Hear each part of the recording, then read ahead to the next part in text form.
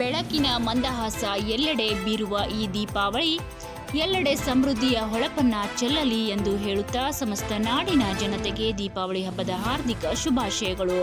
ಶುಭ ಕೋರುವರು ಶ್ರೀಮನ್ನಿರಂಜನ ಪ್ರಣವ ಸ್ವರೂಪಿ ಪ್ರಭು ನೀಲಕಂಠ ಮಹಾಸ್ವಾಮಿಗಳು 3000 ಮಠ ಬೈಲಹೊಂಗಲ. ಎಲ್ಲರಿಗೂ ಶರಣಾರ್ಥಿಗಳು. ಈ ವರ್ಷ ದೀಪಾವಳಿ ಬಹಳಷ್ಟು ವಿಜೃಂಭಣೆಯಿಂದ ಸಡಗರದಿಂದ ಈ ನಾಡಿನಲ್ಲಿ ಆಚರಿಸ್ತಾ ಇದ್ದೇವೆ. ನಮ್ಮ ಎಲ್ಲ ಹಿರಿಯರು ನಮ್ಮ ಎಲ್ಲ ಹಬ್ಬಗಳಿಗೂ ಒಂದೊಂದು ಅರ್ಥವನ್ನ ಬಹಳಷ್ಟು ತುಂಬಿದ್ದಾರೆ.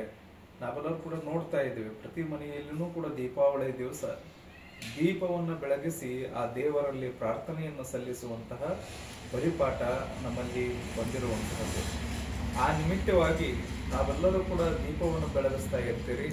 ಅದಕ್ಕೆ ತಾವೆಲ್ಲರೂ ದೀಪವನ್ನು ಬೆಳಗಿಸಬೇಕಾದ್ರೆ ನಿಮ್ಮ ಎಲ್ಲರಲ್ಲಿಯೂ ಕೂಡ ಒಂದು ಪ್ರಾರ್ಥನೆ ಇರಲಿ ಅಂತ ನಾನು ಬಯಸ್ತೇನೆ.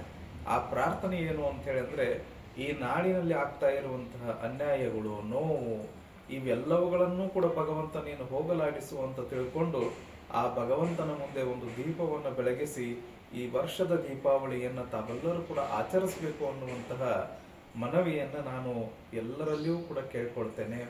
ಆದ್ರಿಂದ ಈ ದೀಪಾವಳಿಯನ್ನ ಸಕಲ ಜೀವರಾಶಿಗಳಿಗೂ ಒಳಿತಾಗಲಿ ಅನ್ನುವಂತಹ ನಿಟ್ಟಿನಲ್ಲಿ ನಾವೆಲ್ಲರೂ ಕೂಡ ಆಚರಿಸೋಣ ಅನ್ನುವಂಥದ್ದನ್ನು ಹೇಳ್ತಾ ಎಲ್ಲರಿಗೂ ಕೂಡ ದೀಪಾವಳಿ ಹಬ್ಬದ ಹಾರ್ದಿಕ ಶುಭಾಶಯಗಳನ್ನು ಕೋರಿ ನಿಮ್ಮ ಎಲ್ಲರ ಜೀವನ, ನಿಮ್ಮ ಎಲ್ಲರ ಬದುಕು ದೀಪದ ಹಾಗೆ ಬೆಳಗಿ ಆನಂದದ ಜೊತೆಗೆ ಆ ಭಗವಂತನಲ್ಲಿ ಸೇರಲಿ ಅನ್ನುವಂತಹ ಮಹದಾಶಿಯೊಂದಿಗೆ ತಮಗೆಲ್ಲರಿಗೂ ಶುಭವಾಗಲಿ.